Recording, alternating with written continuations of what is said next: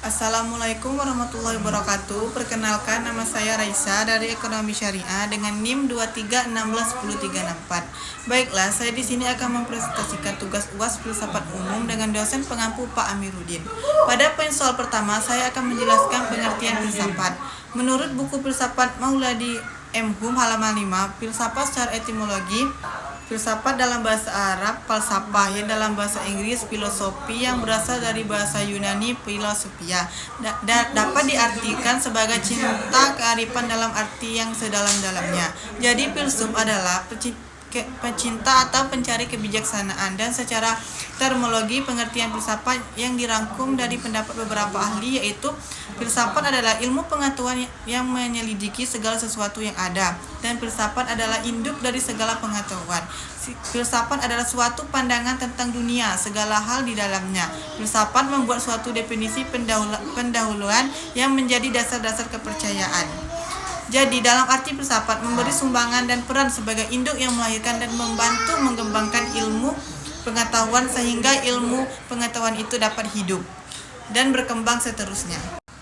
Baiklah, saya akan menjawab pertanyaan kedua pada poin pertama. Mengapa filsafat di belahan dunia barat mengalami kemunduran? Karena beberapa alasan. Yang pertama, spesialisasi ilmu pengetahuan. Kedua, kemajuan ilmiah dan teknologi. Ketiga, pragmatisme dan utilitarianisme. Keempat, perkembangan humaniora. Dan yang kelima, globalisasi. Dan menurut buku yang saya baca yang berjudul Filsafat Umum halaman 191, karena abad pertengahan merupakan kurun waktu yang khas secara singkat, dapat dikatakan bahwa didominasi agama Kristen sangat menonjol, dan juga filsafat barat abad pertengahan cara berfilsafatnya dipimpin oleh gereja, berfilsafat di dalam lingkungan ajaran Aristoteles saja, dan berfilsafat dengan pertolongan Augustinus dan lain-lain. Dapat diartikan adanya kekuasaan agama yang bersifat absolut dari gereja. Jadi kondisi tersebut menyebabkan sejumlah penyimpangan dan peristiwa sejarah yang kelam, seperti keterbelakangan ilmu pengetahuan, maraknya mitos dan tahayul, dan sebaiknya abad pertengahan juga disebabkan oleh penggunaan kekuasaan yang tidak terbatas dari penguasa. Poin yang kedua, mengapa filsafat di belahan dunia timur Islam mengalami kemajuan yang sangat pesat?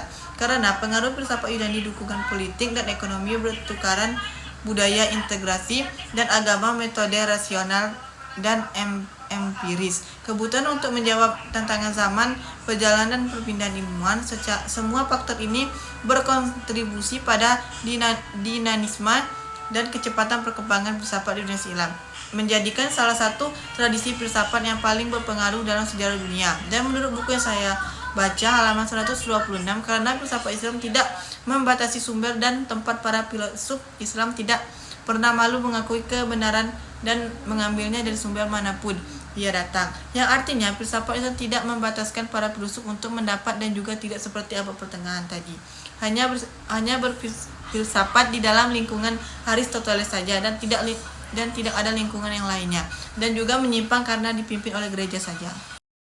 Selanjutnya, saya akan menjawab pertanyaan nomor 3 pada poin 1. Bagaimana caranya dunia barat bisa kembali bangkit dari keterpurukan? Kebangkitan barat dari masa keterpurukan memungkinkan perkembangan teknologi, ekonomi, sosial, dan budaya.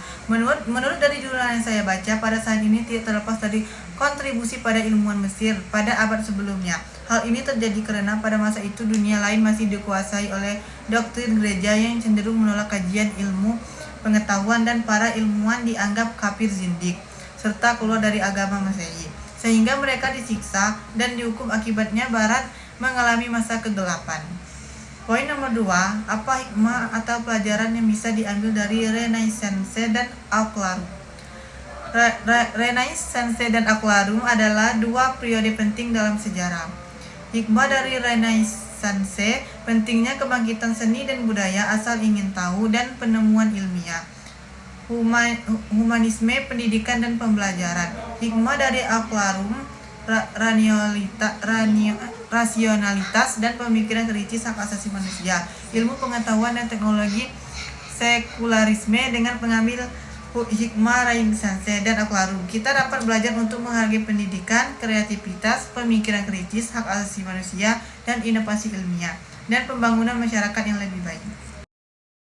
saya ingin menjawab pertanyaan soal nomor 4. Jelaskan secara logis dan sistematis bagaimana sesungguhnya kedudukan filsafat dalam Islam, baik dari perspektif dan membolehkan filsafat atau dari perspektif yang tidak membolehkan filsafat. Secara logis, membolehkan filsafat dalam Islam didasarkan pada dorongan penggunaan akal dan Al-Quran dan hadis, integrasi ilmu dan agama, kontribusi filsafat terhadap pengembangan ilmu pengetahuan, pengaruh positif filsafat Yunani, dan harmonisasi antara akal dan wahyu, dan pandangan yang tidak membolehkan filsafat dalam Islam didasarkan pada ketakutan terhadap penyimpangan dari ajaran murni. Fokus pada pemurnian ajaran agama, keutamaan wahyu di atas akal, nilai praktis dalam kehidupan sehari-hari, dan sejarah konflik antar filsafat dan teknologi Islam. Dan tambahannya, sejarah filsafat Islam dan filsafat sebagai alat untuk memahami syariat. Selanjutnya saya akan menjawab pertanyaan terakhir, yaitu nomor 5.1. Mengapa manusia sangat penting untuk menjaga kualitas akal dan hati? Karena keduanya memainkan peran kunci dalam kehidupan individu, baik dari aspek pribadi maupun sosial. Karena akal dan hati sebagai suatu yang dianggap sebagai tempat segala perasaan dan sebagai kemampuan memahami dan memikirkan sesuatu hal tersebut. Dan juga menjaga kualitas akal dan hati berarti menjaga keseimbangan dalam hidup sehingga dapat mencapai kebahagiaan, kesuksesan, dan keharmonisan dalam berbagai aspek kehidupan. Poin kedua, bagaimana cara untuk menjaga kesucian dan kemurnian akal dan hati. Dengan melakukan hal-hal tersebut secara konsisten, kita bisa menjaga kesucian hati dan akal serta menjalankan kehidupan yang lebih damai dan bermakna. Menjaga kesucian dan kemurnian hati memerlukan usaha yang terus-menerus dan konsisten melalui ibadah, zikir, ilmu yang bermanfaat, pergaulan yang baik, introspeksi diri, pengendalian hawa nafsu, dan amal kebaikan seseorang dapat mencapai hati yang baik, yang bersih, dan akal yang jernih.